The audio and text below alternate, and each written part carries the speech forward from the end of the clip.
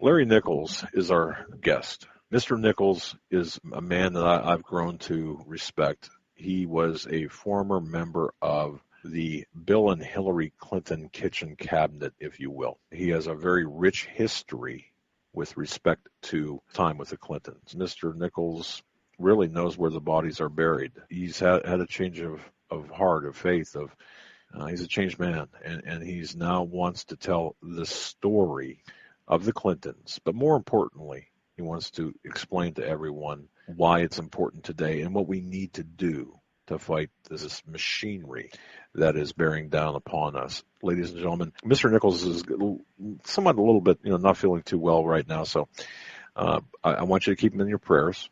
And anyone who comes forward with information like Mr. Nichols has, I would really like you to keep him in your prayers. Larry Nichols, welcome to the Hagman and Hagman Report.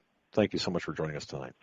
Hey, well, thank you, and thank you for the introduction. Gosh, I wish I thought as much of me as you just said.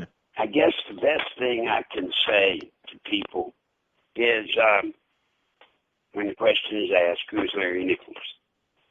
I was with the Clintons when they were first introduced to Arkansas running for governor. He was already Attorney General. The people that hired me, Mr. Whit Stevens and his brother Jack, they wanted him to become the boy governor. And so that's when I came on the case. And folks, I met him. He was, without a doubt, he was a challenge. Now, guys, I got to tell you, I was probably, this would have been mid-70s, so I would have been in my mid to late 20s when I met him. He was pushing 30. He wasn't quite yet 30. The young fool that I was, it was a challenge. So, folks, I'm saying this to you, boring you with this little bit of an intro relative to the background so that you understand. I live this day because of a mistake I made back then. I am living proof to anyone that be careful what you do today because it may come back and haunt you later in life. So be careful what you do. When I met Bill Clinton, I realized the first night that we had a fundraiser for he and Hillary to introduce him to the farmers from northeast Arkansas, the wealthy farmers. This probably says it all about Bill and Hillary. We had the fundraiser scheduled for that night at 8 o'clock. Bill got there about 7:30. Literally from the moment he got to the restaurant, y'all, I would turn around, he would be gone. And waitresses would come up to me and say, would you please get him off of us? Because he was running around pinching them in the butt, or he was talking dirty to them or something. I mean, this was mid-70s, deep south. So I did everything I could to keep him chained in or corralled in a little bit. 8 o'clock got there, no Hillary. Remember, we were holding up people eating. And the people came from northeast Arkansas, so they had a pretty good drive if they weren't staying the night to get back home. 8 o'clock came, no Hillary, so nobody could eat. 8:30 came, no Hillary, so people couldn't eat. And it was a buffet thing, and management at the restaurant were saying, hey, you need to get on through this line. So we started the line. Finally, about 8:45, here she came. Hillary came. I turned to find Bill, couldn't find him. He was gone. So I was forced to approach Hillary by myself. I had not met her yet. When I went up, I immediately noticed the first Hillary Rodham that I ever met. Her hair was filthy. When you got within 10 feet of her, you could smell her. She had hairy legs, hair under her arms. She was wearing a muumuu, that was just like a sack dress, and she had on flip-flops. And this was a semi-formal meet and greet for the prospective First Lady of Arkansas. Now, Wow. That's bad enough, what I just told you, but as I got closer, I noticed around her neck, the thing that still haunts me today, and I see it just like I did that day. She had a chain like the chain dog tags have. It wasn't dog tags, it looked to be like what you see today. Reporters have a press pass.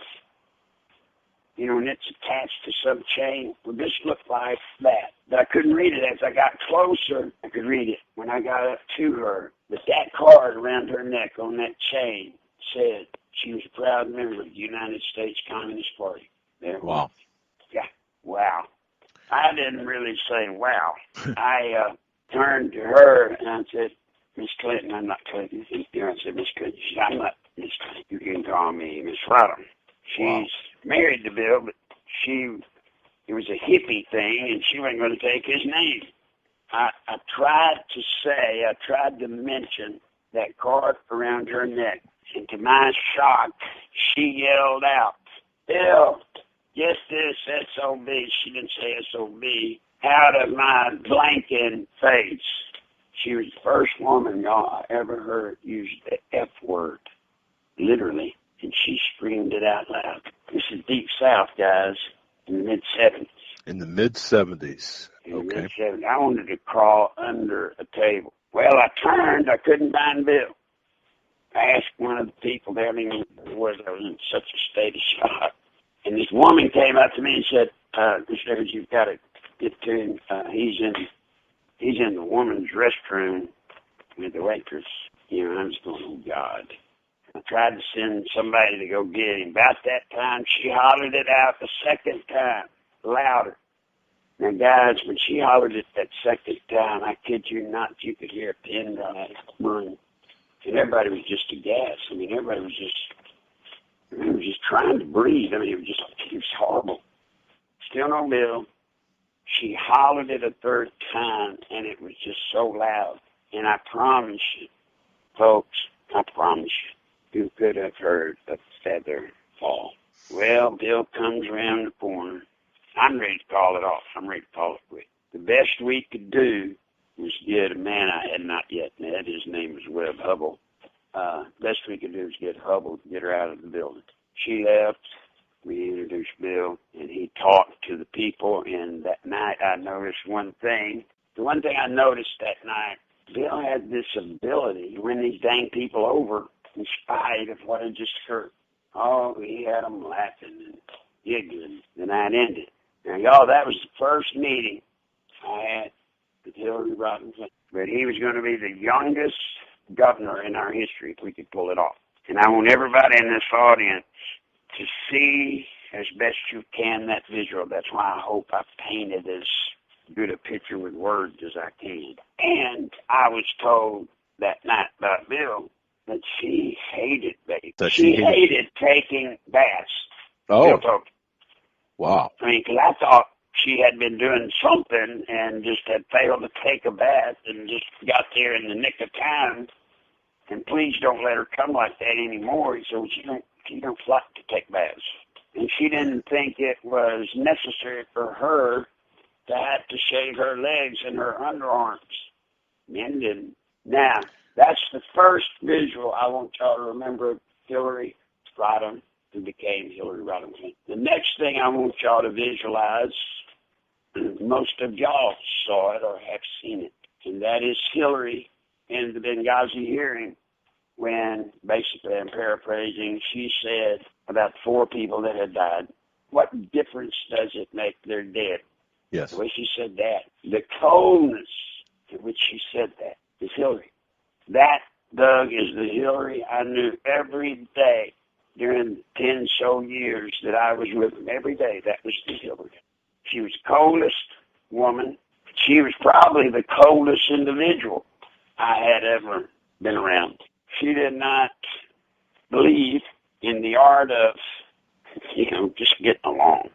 She didn't. With all due respect, people have accused us of, misleading Americans. I can say I would recommend highly. It is our job to do everything we can to kill some Americans. They attacked, they killed our people. There are questions being raised. Now, was information developing, understanding what was going on? Would we reach conclusions later that weren't reached initially? Because even today, what difference at this point does it make? The fact is, it is our job to kill some Americans. With all due respect,